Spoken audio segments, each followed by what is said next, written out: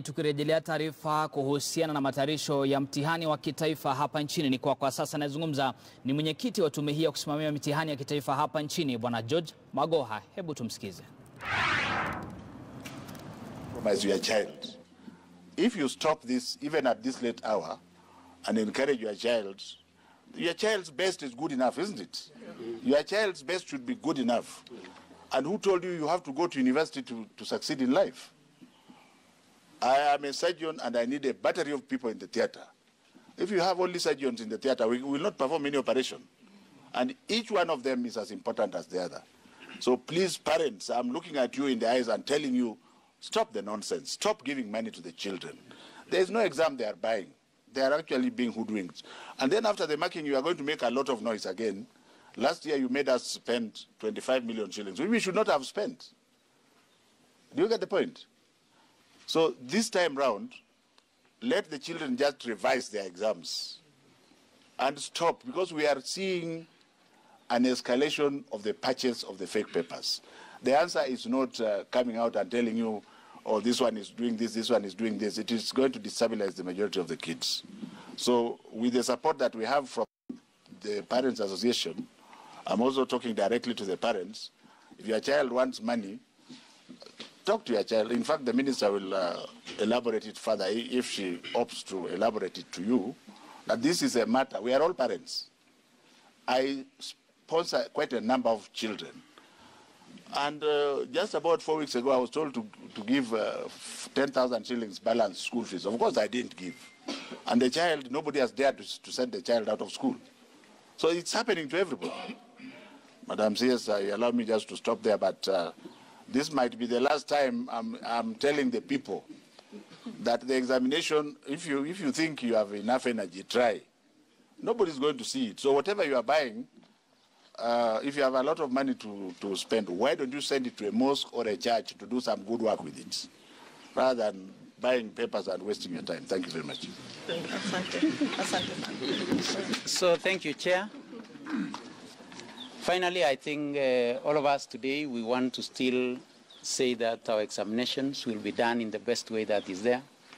The only thing that I feel so much pain sometimes, as the accounting officer of this particular process, when we release so much resources to try to protect our children against ourselves, because we are protecting our children against the parents, we are protecting our children against ourselves as teachers, myself as a teacher, that we spend, I don't want to say the amount of money that we spend in managing the process of examination.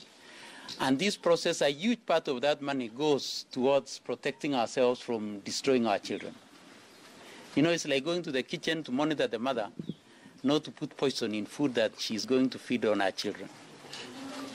It's the same thing that we spend so much money to make sure that we who are here today and who are adults and parents and teachers don't harm our children. Please give us an opportunity to put this money into better use of having infrastructure in our schools, employing more teachers, but not using it to protect it, to use to guard the parents not to destroy their children. Please, let's do the right thing as Kenyans. CS, with those very many remarks from all those who have given their remarks, it's now my humble duty to invite you to address the nation on our preparedness of examination. Karibu Waziri. Thank you. Well, thank you very, very much, ladies and gentlemen. Today has actually been an amazing day. It's been an exciting day. And we began it very well. We began it with the meeting that we've had with all critical stakeholders that are drawn from the Kenya National Examinations Council, the Kenya National Parents Association, and the Kenya Private Schools Association to discuss the measures that we have all together put in place to ensure that our exams are credible. With that, we have only 3 weeks remaining. And because, as you probably know, the exams begin on the 28th of October this year, we've finalized all our plans as of today to deliver examinations to 1,759,000 KCPE students and 660 KCPE students and 664 586 KCSE candidates this year. Over the next 2 weeks, the Ministry will work around the clock to ensure that all exam materials are delivered to the 459 containers across the country in readiness for the start of the examinations. We will also have met all stakeholders to discuss roles and responsibilities essential to support this process. Last week, we met the regional coordinators of education, Kenya Secondary Schools Heads Association, and the Kenya Primary Schools Association in all regions to put in place a well-coordinated execution of this national exercise. These meetings are informed by sector-specific findings gleaned from our year-long examinations pre-monitoring exercise. We have been pre-monitoring everything that has been going on in the schools. Today, we have deliberated on the findings that concerned parents and private school owners. Based on the discussions we've held today, we have agreed as follows. All parents must desist from visiting boarding schools this term. Parents whose children will be found with mobile phones in school will be held personally responsible for that action. Their children will be immediately suspended from school, and such candidates will not be allowed to sit the examinations. Only center managers will be allowed to possess, and we've said this before, mobile phones during the duration of the examinations. The Kenya National Parents Association will work with boards of management during this final countrywide sensitization process to discourage school visits and use of mobile phones in schools. The Kenya National Parents Association and the boards of management will liaise with security teams to rein in parents and schools that have collected money under the pretext that they will use the same to facilitate cheating during the exams. Private school managers will ensure that all teachers who participate in the examination as science teachers to aid in practical subjects are fully registered with the Teacher Service Commission.